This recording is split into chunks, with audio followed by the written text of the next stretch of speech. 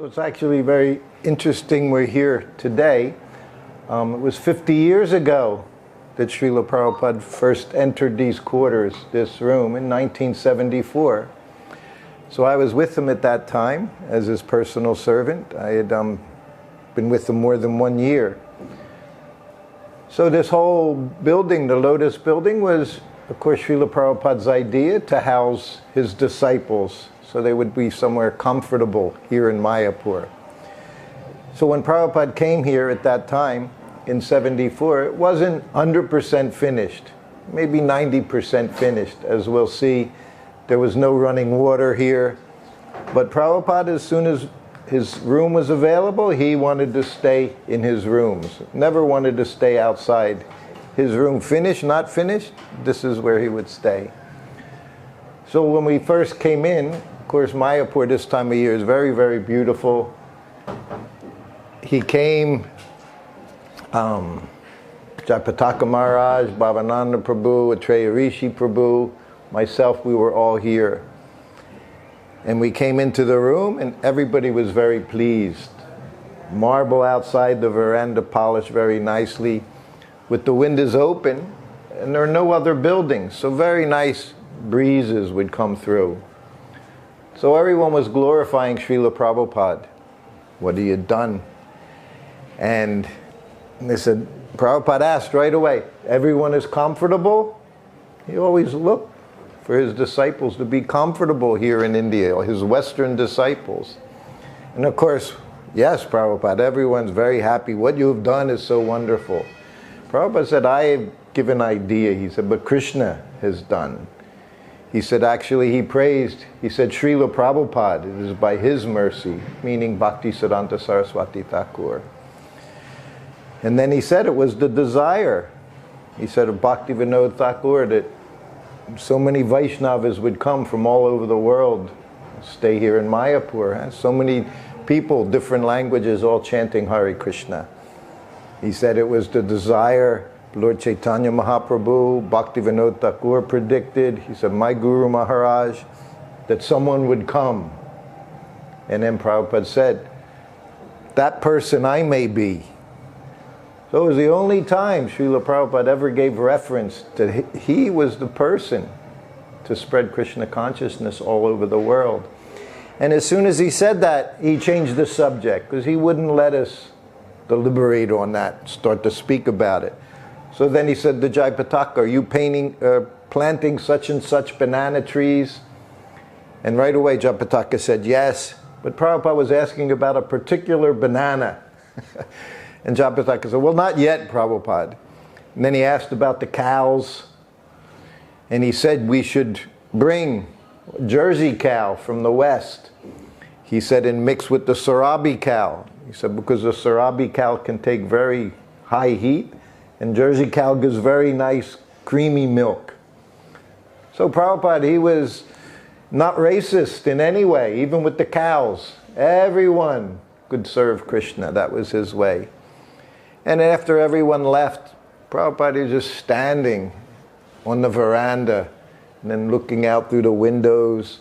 The breezes are coming. And he looked at me. He said, so Srutikriti Maharaj. I was Grahasta by now. But he said, Srutikriti Maharaj, he said, how do you like it here in Mayapur? Oh, Prabhupada, I said, like it very much. Even maybe I didn't. But I could see Prabhupada liked it very much. And we were just saying, he would lie there on this side. Sometimes he wouldn't be sitting in his asana here. He would lie head on the pillars and just stretched out. I never saw him more comfortable than here in Mayapur Dham. So one thing that happened, of course he's here in Mayapur, so he has some god brothers here, there. Prabhupada didn't go anywhere. Once, twice I was with him, he visited Sridhar Maharaj.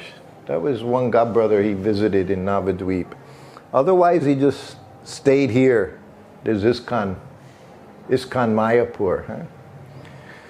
So one of his younger sannyasi godbrothers, he would come and see Prabhupada.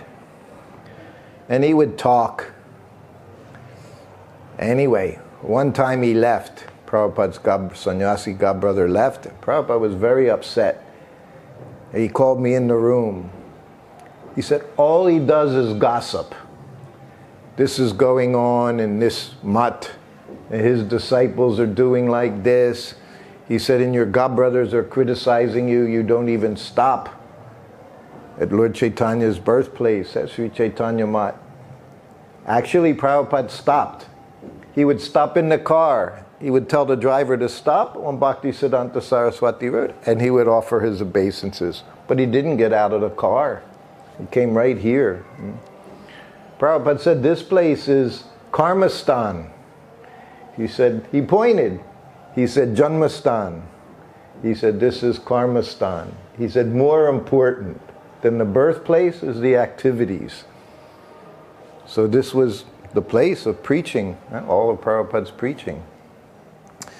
So anyway, he said to me, all my godbrother does is criticize and gossip. And Prabhupada said gossip. He didn't say talk prajalpa. He literally used the American word, English word, gossip. He said simply gossip. He said if he came here and spoke philosophy or discussed Lord Chaitanya's pastimes and his associates, he said I'd be very happy. But simply gossiping, he said, I don't want to see him anymore. He said if he comes again, he said, don't let him in. He's telling that to a 22-year-old boy. Huh? His godbrother, he's saying, you don't let him in, I don't want to see him, he only gossips. Very next day, I would sit out there. I was the guard, just sit outside Prabhupada's room. So it's afternoon time, 3 o'clock in the afternoon. The sannyasi's walking up the stairs. So I'm at the top of the stairs. And he said, I'm here to see Swami Maharaj. And I'm like, Prabhupada gave me this instruction. I said, well, he's resting. Prabhupada was resting in the next room, next door, Prabhupada's bedroom. He was resting after lunch. So I said, he can't disturb him. So he got upset that I said this. He said, I'm here to see him. He said, anytime I come, he said, I can come and see him anytime I want. I said, yes, that's okay, but I said, he's resting right now. Anyway, this conversation's going back and forth, and he's very upset that this young Malecha boy's telling him he can't see his godbrother.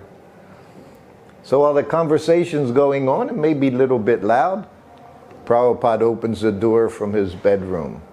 And he'd no shirt, no kurta, just his dhoti, all ruffled up from taking rest. He's fixing his dhoti. He has a big smile on his face. He said, oh, Maharaj. He said, I'll be right there. He said, go sit down. He said, I'll be right back. And he goes to the bathroom, just at the end of the hall. So then Maharaj and myself, we come into the room, and I could understand. He was very upset, that I wasn't giving him facility. So Prabhupada uses the bathroom, he comes back in, he comes and sits down. He didn't give him embrace. Krishna Das Babaji, when they saw each other, other godbrothers, they would hug and laugh. This, he just came and sat down. Oh, nice to see you. And immediately Maharaj, his godbrother, says, your servant, he told me I couldn't see you. He said he'd given me such a difficult time. Prabhupada looked at me. He said, I told you, whenever Maharaj comes, you let him into the room.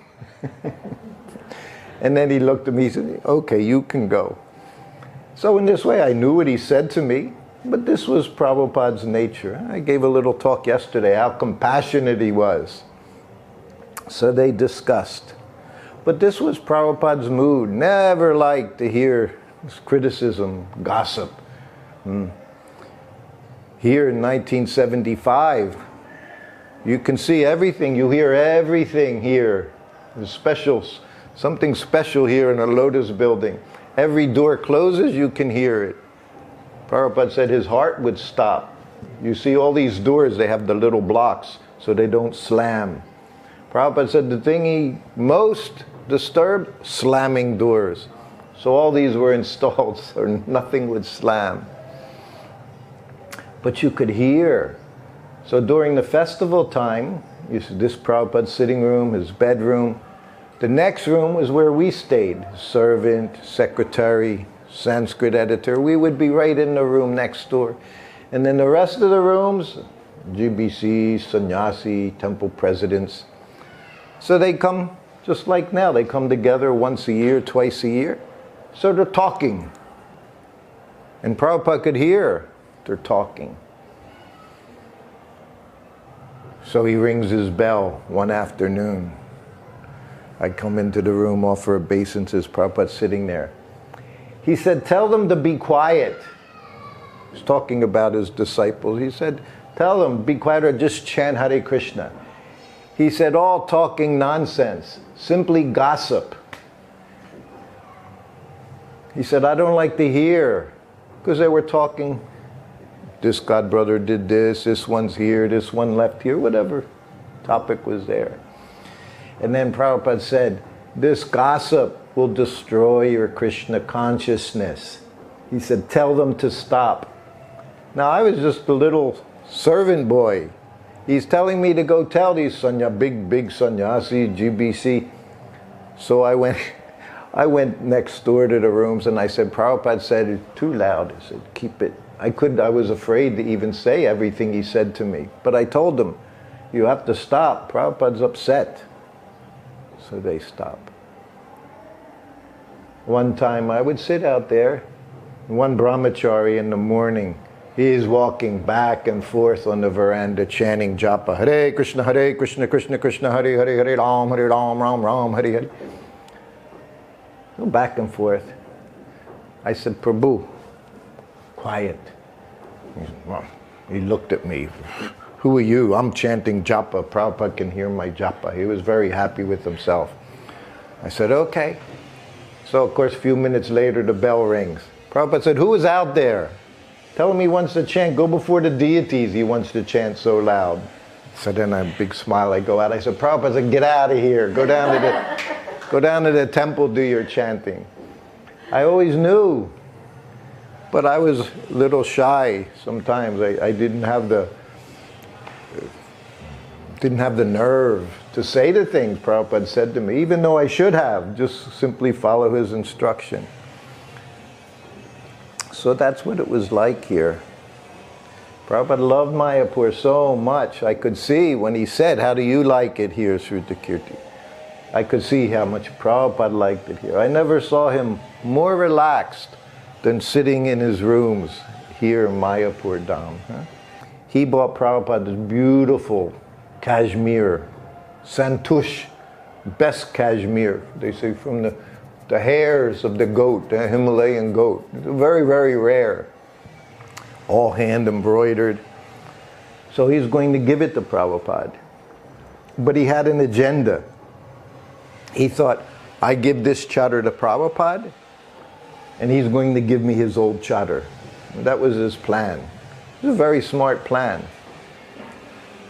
So we all come in that day. These shelves were all open. They were actually, Prabhupada would put his chadar there, think different things like that would be there. So he came in, offers obeisances, and he puts this beautiful chadar down on Prabhupada's table. Prabhupada, he says, I want to offer you this chadar. So Prabhupada looks at it, he grabs it, and throws it on the shelf behind him, like it was nothing. And then he says, when I was a boy, his father, he was also in merchant, cloth business, Vaishya and merchant. He said, and his friend, he had a business with these chadars. He said, every year when I was a boy, I would get one of these chadars. So he just threw it behind him, because he also knew what the devotee was trying to do. Prabhupada would say so many times, don't try to trick your spiritual master. He always knew what we were thinking. So he just threw it back there. There's an end story that happened in Vrindavan, but we won't discuss that part here. But Prabhupada immediately just deflated this devotee. So he couldn't say, I want your chadar, Prabhupada. 6 months later, I got that chadar. That's a different story, a different place. he would lie back. There's a picture. Yeah, Prabhupada, like I say, here more relaxed than anywhere I ever saw him when he would come to Mayapur. We know, of course, Vrindavan, he said Vrindavan was my home, Mayapur my place of worship, but it was also his home. These rooms very much were Prabhupada's home. So he was very, very happy here. And always so exciting here. Big, big storms, thunderstorms, big, big bugs, big, big mosquitoes. Everything in Mayapur was bigger, bigger than life. We live in Vrindavan. It's like a little place. Here, Mayapur, everything is big. Deities are big. Prasadam is big. Everything big. Next door, also so many things. So now we're in Srila Prabhupada's bedroom. So when I was with him in 1974, 1975, actually the bed was right here, going in the same direction, just in this spot. His choki, where he took prasadam, was just where it is. And of course, it was against the wall. Prabhupada would just sit on a straw mat. No one in the room, just Prabhupada taking prasadam. There was no talking.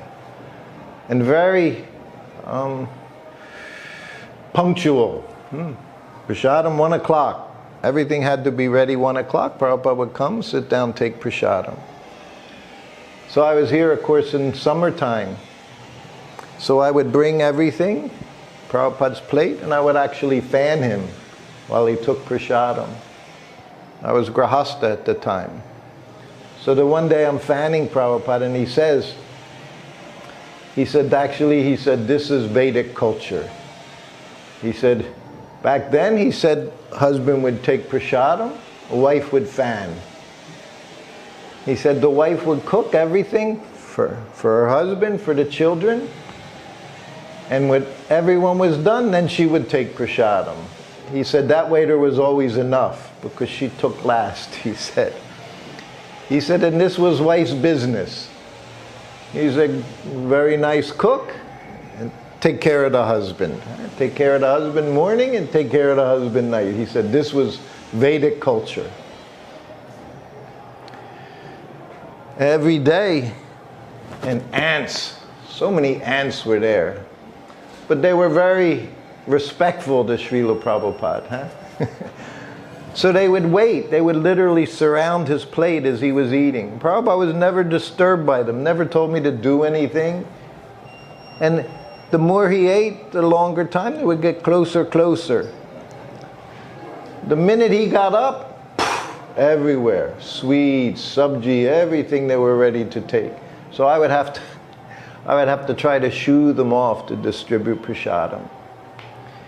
And of course, nicest time was in the evening. Because in the evening, Srila Prabhupada would sit in the bed, lie down in the bed, and I would give him massage. And here in Mayapur, like Juhu, big mosquitoes. So mosquito net would be over the bed. So in these places in India, usually I would just sit on the floor, do Prabhupada's legs, Prabhupada's feet, rub his feet.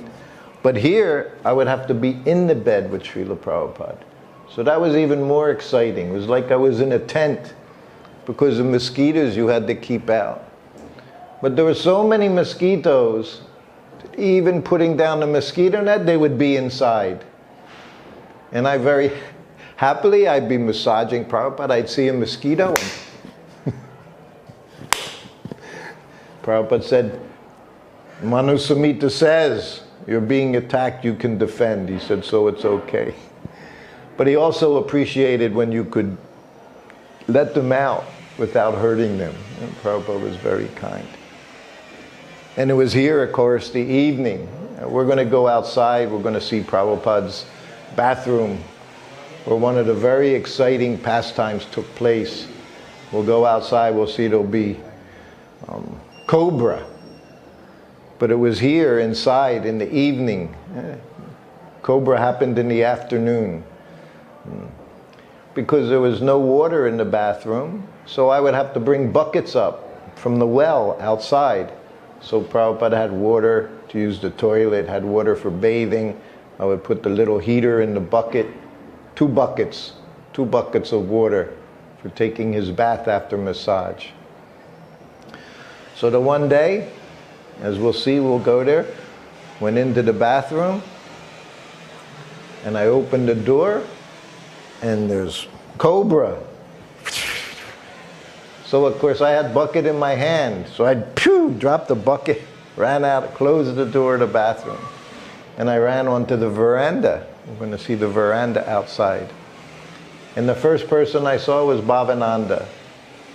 Prabhupada was giving darshan in his room. There's like 8, 10 devotees in the room. Prabhupada just speaking with them, giving them encouragement. So I didn't want to disturb the darshan, so I told Bhavananda, I said, there's cobra in Prabhupada's bathroom. So when I told him, he ran into Prabhupada's room, yelling, Prabhupada, there's a cobra in the bathroom, a cobra in the bathroom. So I tried not to make a drama, but it became a big drama. So then we all get up, and we're all standing in different areas on the veranda. And Prabhupada, he's chanting, hand in his bead bag, quiet, and he's looking out, Chaitanya Mat, or Chaitanya's birthplace, and he's chanting quietly.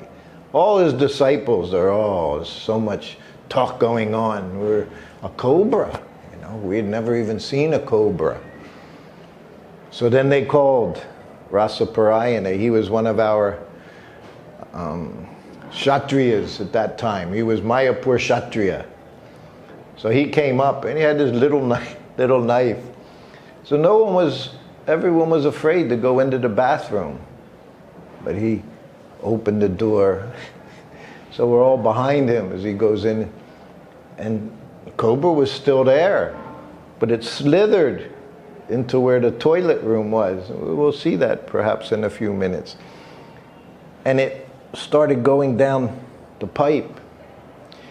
While all this is going on, talk is going on. How did a cobra get up to here? Up to the, second floor? Huh? Second floor. How did the cobra get up to the second floor? So they start speculating. Bhavananda say maybe it was one of Prabhupada's godbrothers, one of his envious godbrothers. He brought it and deposited it here. And they were saying maybe it was the communist. The communist did it. So I had all these ideas of what it might be. We need to stop here. He's going to make Boga offering. We can go outside. Children. Okay. So this was the door, of course, that I opened up. This wall was not there. It actually extended the whole building. So there were 4 toilet stalls, 4 sinks like that throughout the whole. Now they put this wall there for this one spot. But it was here where I'm carrying the bucket of water. And as soon as I opened the door, cobra ran into this one toilet right there. So I immediately shut the door and ran. So that's when chaos ensued. So then we're all standing out here. Prabhupada quietly. At one point Prabhupada said, so many people for one snake. So many people have to take care of one snake. So this devotee Rasaparayana, he goes inside and he has his knife.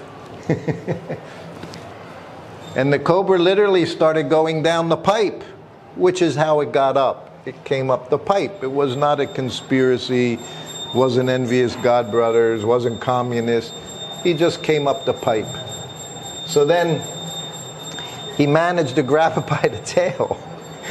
And he grabbed it and he killed it. Really? I never heard that he killed it. So he kills it. So then that was the end. So then everybody, we go back into Prabhupada's room. And we're all sitting down. And Prabhupada says, he's talking. And then we heard this sound, like a chirping, this noise. Prabhupada said, you hear that? By now we're all very frightened about cobras. Here in Mayapur, all us Westerners, All we know is cobras will kill you. So Prabhupada said, you hear that sound? He said, that's the snake bird. And then he tells us, at the end of its life, the snake, it grows wings. He said, and if you kill its mate, he said, on the dead snake, the imprint of the person who killed the snake is in the eyes of the snake. He said, and the partner who's alive sees that and will spend the rest of its life searching out that person to kill them. So all the devotees, Prabhupada had fun with us, getting us very frightened so that we chant Hare Krishna very, very sincerely. So then that afternoon went on, the evening went on. So I showed you inside Prabhupada's bedroom. So that night, I'm massaging Srila Prabhupada under the mosquito net. And Prabhupada had a smile on his face. He said, so, he said, how are all the devotees? I said, oh, Prabhupada, there's an anxiety about the snake. He said, yes, he said. He said, but we don't care. He said, we're not worried. He said, if Krishna wants to save you, he said, no one can kill you. And if Krishna wants to kill you, no one can save you. And then I said, oh, Prabhupada, next to his room was our room.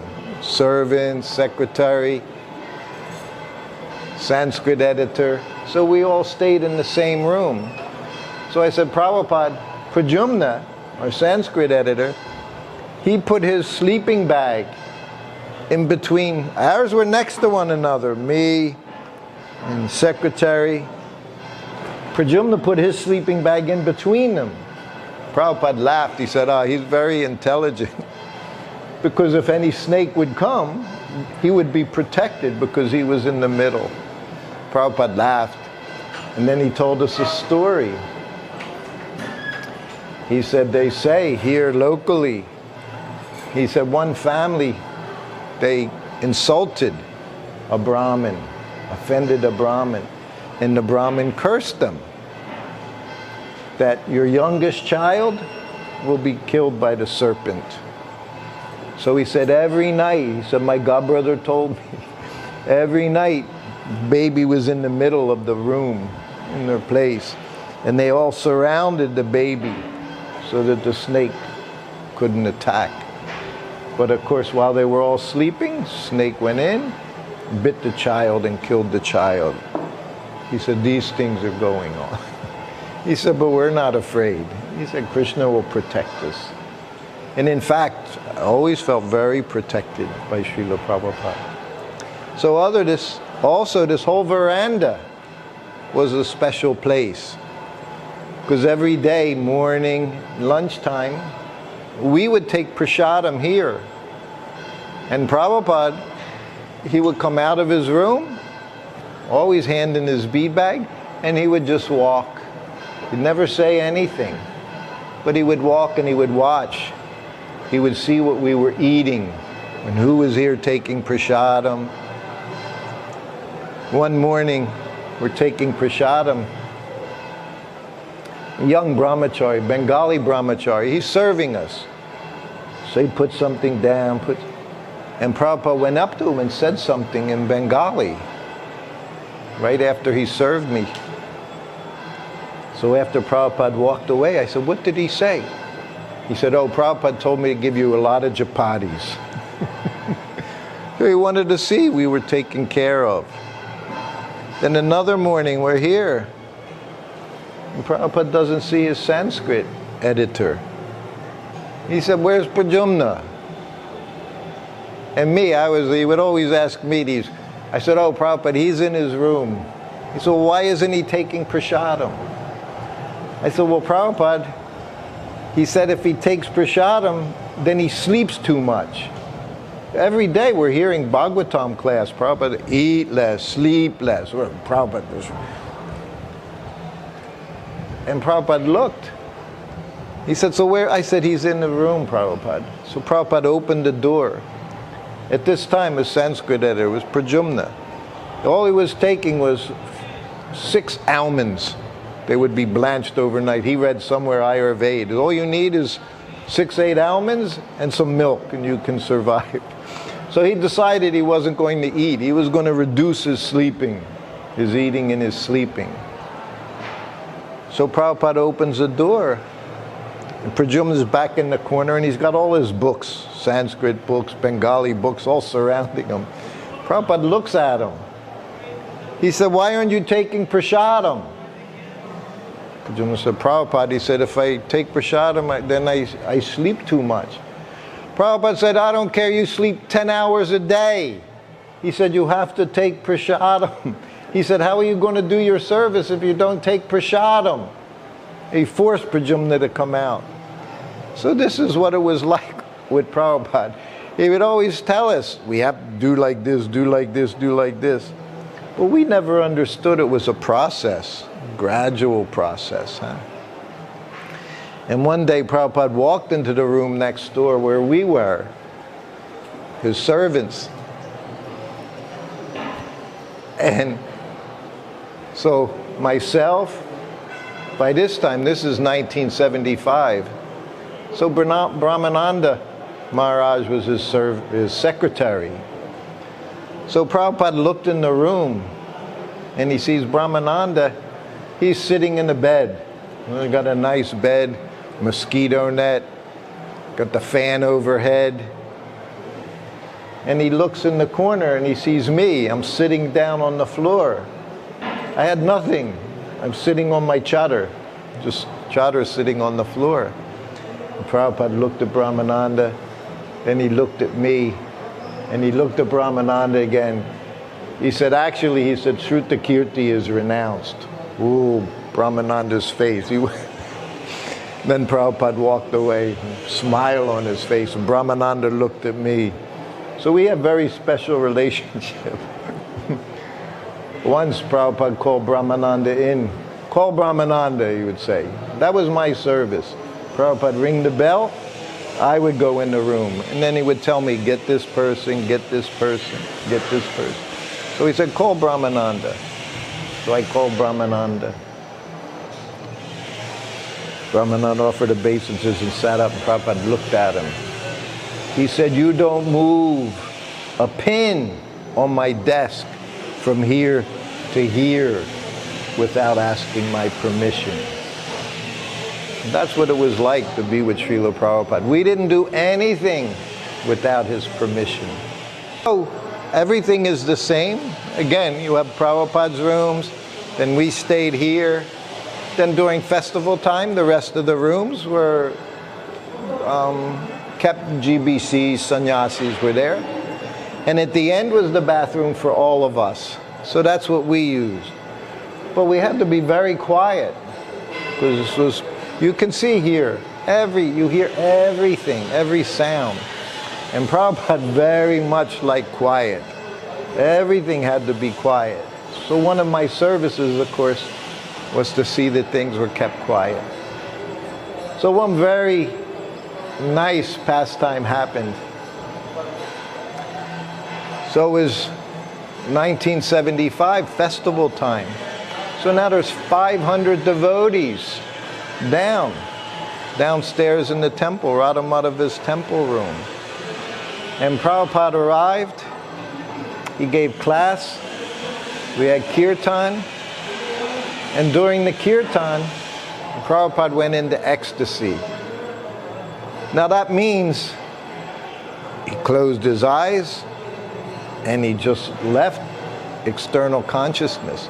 This had happened a few times along the way coming to Mayapur. It happened in Caracas, happened in Miami, happened in Atlanta, happened at Bhaktivedanta Manor, all coming here. Prabhupada was in ecstasy. He had spread this movement all over the world.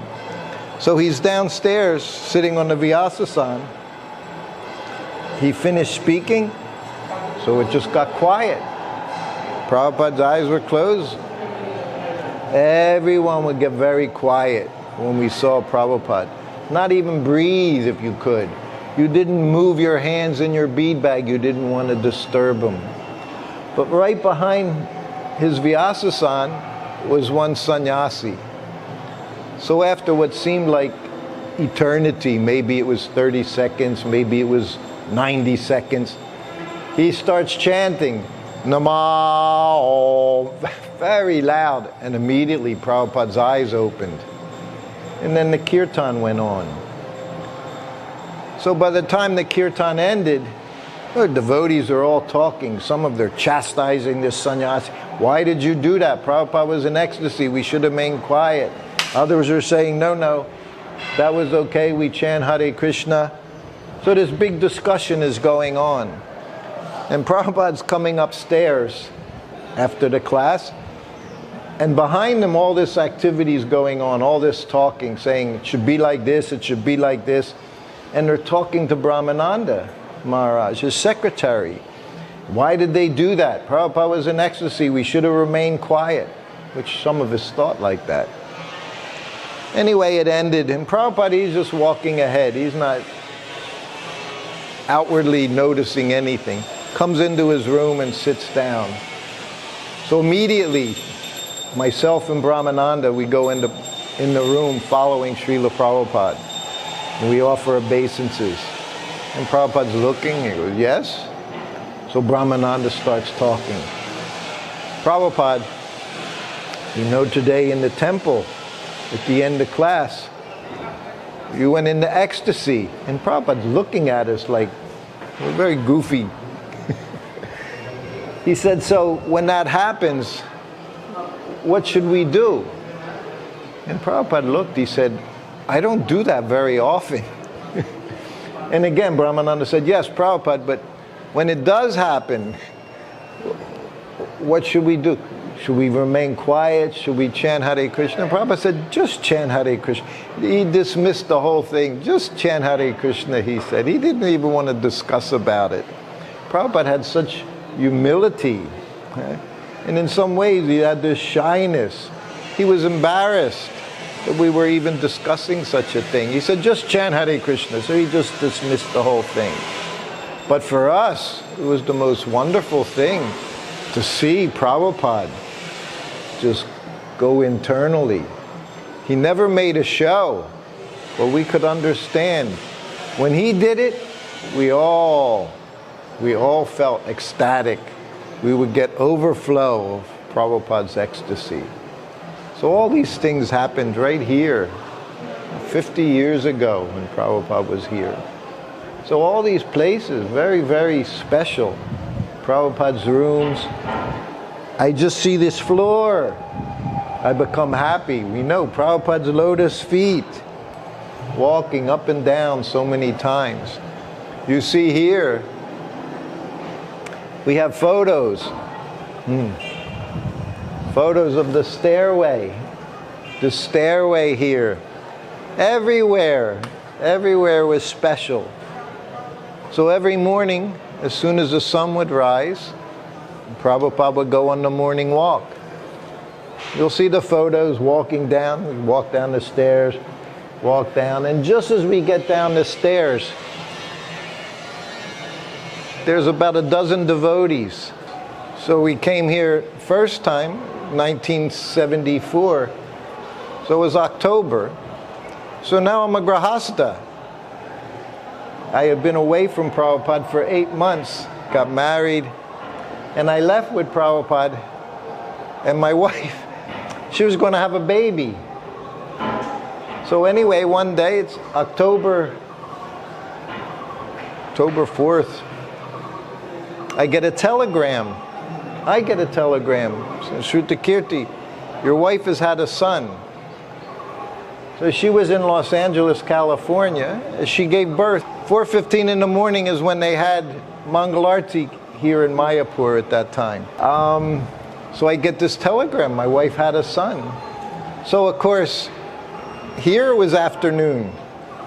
So I run into Prabhupada's room, offer obeisances, and Prabhupada's looking at me. I said, yes. I said, Prabhupada, my wife had a son. I said, oh, very nice, he said. Then he looked at me. He said, you can call him Mayapur Chandra. He said, you'll not find that name anywhere. He said, you'll find Navadweep Chandra, Nadir Nimai, Nimai Pandit. He said, but this name I've made up. He said, you can call him that. And then he told me to call one of the Bengali brahmacharis. He called him up. So Prabhupada told him, go to Navadweep. Prabhupada gave him some Lakshmi. And he bought the very first gift from my son. He got silver ankle bells and bracelets. Silver, what do you call? Yeah, bracelets to put around his wrist. So they were the very first gifts for my son. So also during that time, as many of us did, I got really bad dysentery. So again, Prabhupada called one of the brahmacharis, Bengali brahmacharis, come up to his room. Prabhupada sent him to Navadweep to get garlic. He told me to take cloves, raw garlic. He said, you take 2-3 cloves of raw garlic, it'll be finished. So I told that story once, 10 years ago or so. And when I told the story, my god sister, she said, Prabhupada said the same thing for me when I had dysentery. Prabhupada gave other remedies for dysentery, but for her and me, he gave this remedy. The thing that was funny, we were both Italian descent. We were known to use lots of, but he gave it to us as medicine. And actually it worked just like that. Immediately, dysentery was gone. So then these stairs, I was saying, we'll take a shot of the stairs as we go down. So every morning Prabhupada would walk down the stairs, and he sees everything. He knows everybody that's here, who's present, who's not present, who's at his class, who's not at his class. So he walks down the stairs and he said, where is so-and-so Maharaj? So somebody said, oh, Prabhupada, he's not feeling well. Prabhupada looked, just shook his head. And then I said, Prabhupada, he has morning sickness. Morning sickness is a very funny term to use in the West. Morning sickness is something women get when they're pregnant, morning sickness. So I said that to Prabhupada, he has morning sickness. Prabhupada laughed. He said, yes, morning sickness. He said, actually, if someone doesn't come to the morning program, he said, no breakfast. He said, if they don't come to the morning program, no breakfast prasadam. He said, that should be the policy. And we used to try to institute that policy in our ISKCON society. So now we have Prabhupada's room here. So we have a different view, other veranda. Now, of course, things are very different now. It's all been expanded. But this was the end of the Lotus building. So just like it was on that side, everything was open, nice marble floors. And it was Prabhupada's veranda. Nobody else would be walking around. So one thing I saw, Prabhupada would come here on the veranda. He could stand here and he would just look out. And of course, at that time, there was nothing. There were just rice paddies where he would take his morning walk every day. I don't know what Prabhupada saw, but he was very happy to be here looking out the side. And now we see, of course, the TOVP is right there. So whether Srila Prabhupada would see what was going on, he knew, of course, TOVP was coming. It was his desire. He gave it to Ambarish Prabhu to see that it was fulfilled. He knew he could get it done. So anyway, Prabhupada was very happy to walk about on both sides on these verandas and be looking to see what was going on. But again, at that time, it was quite different, very open. All the breezes coming in from the open fields that were there. But Prabhupada was very much happy, inspired to have this place Lord Chaitanya's birthplace, to establish his ISKCON center here. What to speak of, to establish this TOVP, which he wanted so much. So all these things he could see. He could understand the future, his desire. In Vrindavan, we're very aware, in the 10th canto, I believe 34th chapter, 36th chapter, Prabhupada said a devotee had a desire to build a temple. And of course, by Prabhupada's desire, his desire alone, Krishna Balaram Mandir sprang up by the desire of a devotee. So in the same way, everything going on here is because of Srila Prabhupada's desire. And the more we recognize that, easier it is to fulfill his desires. So here in Mayapur is very much his desire to see that millions of people are coming here to chant Hare Krishna. Desire of Lord Chaitanya Mahaprabhu, Bhaktivinoda Thakur, Bhaktisaranta Saraswati Thakur, and of course Srila Prabhupada's own desire, so much so to develop this place, Mayapur city, that so many people would be coming here to chant. So this is that area. So everywhere, it wasn't just Prabhupada's sitting room, Prabhupada's bedroom, this whole Lotus building was Srila Prabhupada's. We're going this way. Now, of course, this is all set up for the GBC, which first GBC meetings were also here, right here in the Lotus building. And you could see, from here, you could see TOVP was right here. This is where Prabhupada, he would just go down the stairs on the other side, and his morning walk would just be in these fields. And all the big leaders, they would go on the morning walk.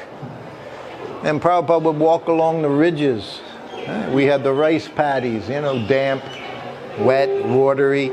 And he would walk on the ridges, and other devotees, they would be surrounding. And it was here in 1975, very famous morning walk, where Prabhupada was walking, and he said, soon there'll be a war. That's all the devotees had to hear, that soon there would be a war. Prabhupada said, World War III. Prabhupada said, yes. He said it would happen between India and Pakistan. So all the devotees, they got so excited. They started asking Prabhupada so many questions. What do we do? And Prabhupada said, after the war, preaching will be very good. And at that time, of course, he stressed the importance of our farm community.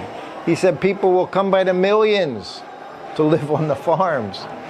And the devotees, well, what should we do to prepare? And finally, Prabhupada could see everybody starting to think, going to be a war, or getting anxiety in this. And Prabhupada said, we don't care. He said, if the bomb comes, and Prabhupada looked up in the sky, he said, if we see the bomb coming, we'll say, here comes Krishna. And that was the end of the discussion. He said, we're not afraid. We're not afraid to die. He said, even the bomb comes, that's Krishna in the form of the bomb. So then he put an end to all of everybody's speculation, everybody's anxiety, what to do, what not to do. He said, we just chant Hare Krishna. So this was Prabhupada, our fearless founder Acharya Srila Prabhupada. So now this Mayapur, by Prabhupada's desire, continues to expand. Okay, we see these plate and katuris I'm familiar with. This is what Prabhupada would take his lunch on even then, 1975. So they've been here. The shoehorn, I said, being with Prabhupada, everything, you'll always be conscious. One thing they say, the most important thing to be with Prabhupada was attentive. And we learned the whole process of Krishna consciousness he showed you, because to be attentive was everything. So even Prabhupada, of course, he never left his room without shoes. Prabhupada didn't walk around anywhere barefoot. In Vrindavan, he didn't walk barefoot in Vrindavan. He didn't walk barefoot he always had his slippers or his shoes to put on. So these shoes like this, you had to be very expert, because Prabhupada would walk into his shoes. He didn't stop. He walked. It was part of his morning walk. So he would put one foot out, and you would have to quickly slip the shoehorn at the back of the shoe. And his next foot would go there. He would be taking his next step already. He didn't just give you time to put the shoes on. You literally had to do it while he was walking. So this was the little things as a servant that you had to become, hopefully you would become expert at. So even putting on shoes was an experience as Prabhupada walked along. He expected you to know everything. He said, servant, first-class servant, he said, knows what to do without being asked. You should know everything. You should know what time he eats, when he takes bath, how hot the water should be. Everything was the duty of the servant to know. And that's training for us, devotees of Krishna. We should know what to do, how to please Krishna. So the whole business of the spiritual master is to teach you every step of the way how to be attentive. Because we read all these stories. It's all about the gopas, the gopis, everyone attentive 100% of the time, not 1 second. They're not thinking about Krishna, always thinking about Krishna. Not just thinking about him, how to please Krishna. So for us as servants, as disciples of Srila Prabhupada, followers of Srila Prabhupada, our whole business is how to please Srila Prabhupada. Not just say, want blessings. We hear this, I want blessings. Please bless me. All the blessings are there through service. As, of course, Prabhupada told me, service is love. He told me once when I was having, he said, you just do your service, everything will be all right. Everything comes through our service. And that service doesn't just mean talking about, it means doing things, action. Like Prabhupada said, this karmastan, action, Iskam Mayapur, preaching activities. He said, most important thing. Even though we have the birthplace of Lord Chaitanya, he said, this place more important, because here the preaching is going on. So this is our business. So all these things become important because they belong to Srila Prabhupada, who was most active, most compassionate person, giving everyone holy name. We heard that this morning, Radhanath Maharaj. Hare Nama, Hare Nama, Hare Nama, Eva Kevalam. So all these things are important because they belong to this person, Srila Prabhupada, who brought everyone to Mayapur, everyone to Vrindavan. Brought Vrindavan to everyone all over the world. Jai, Srila Prabhupada, Ki Jai. Then there's one other thing here, this described here. This carving used to be on this wall before all the book display was there. 1975, this carving was there. Prabhupada very much liked this.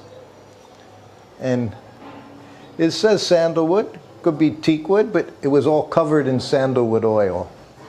Prabhupada said it becomes sandalwood by the use of the sandalwood oil. But very beautiful carving. So this has been here since 1975. And Prabhupada liked very much. And as I said, he would lie here, put his head on the cushion, very happily just rest here in Mayapur Dham.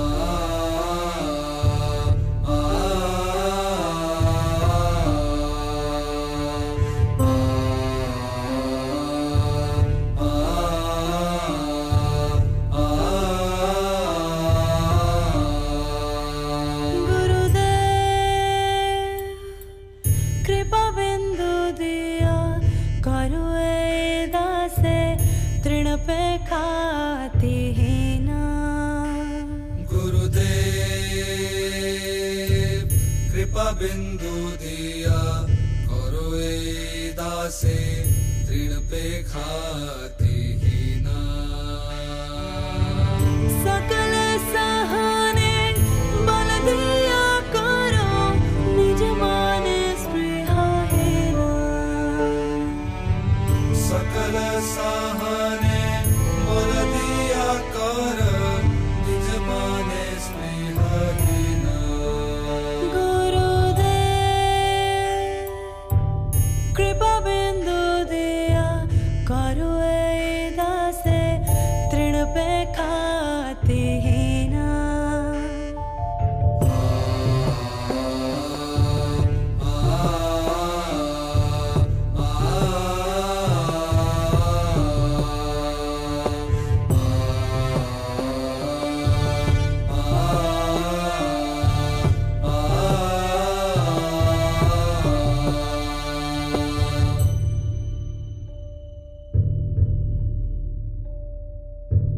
सकल सम्मान करते शकते देहनाथ जथा जाथ सकल सम्मान करिते शकति देहनाथ जथा जाथा तब तो गायबो हरि नाम सुखे अपराध हमें हाथ तबे तो गाइबो हरि नाम सुखे अपराध हमें हाथा गुरुदेव कृपा बिंदु दियो करो ए दासे ऋण पे खाती ही ना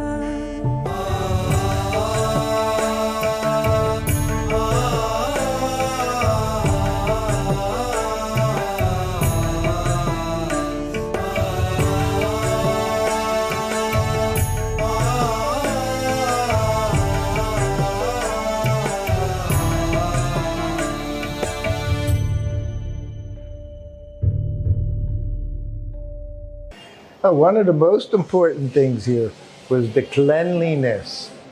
Prabhupada liked everything spotless. And the best person was Bhavananda. That was his responsibility. Everything, every day, spotless. And Prabhupada, one day he came down the stairs, and of course we went in. It was still the temple room, Radha Madhava's temple room. And it wasn't clean. It was like 6 o'clock in the morning. Prabhupada says, why isn't it clean?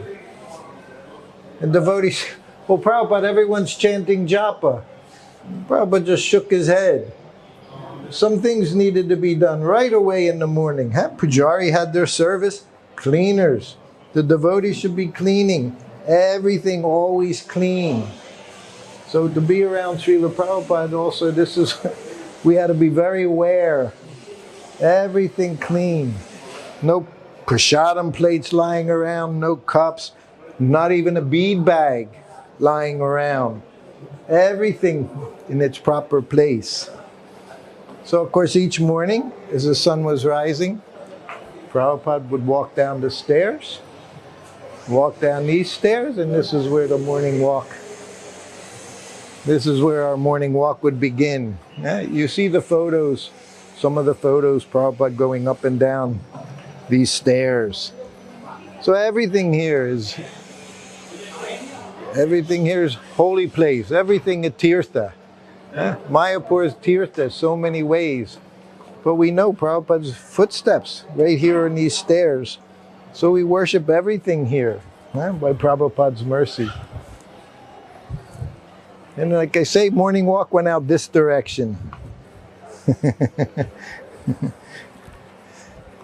And Prabhupada's morning walk could be hour and a half. But here he didn't have to take a car to go somewhere to walk. This was the one place. Prabhupada would just walk out of his room and the morning walk began. So Mayapur was a very special place. And this lotus building, of course, is the most special place for us in Mayapur because this was Prabhupada's residence. Prabhupada's design, everything about lotus building is special. Bye.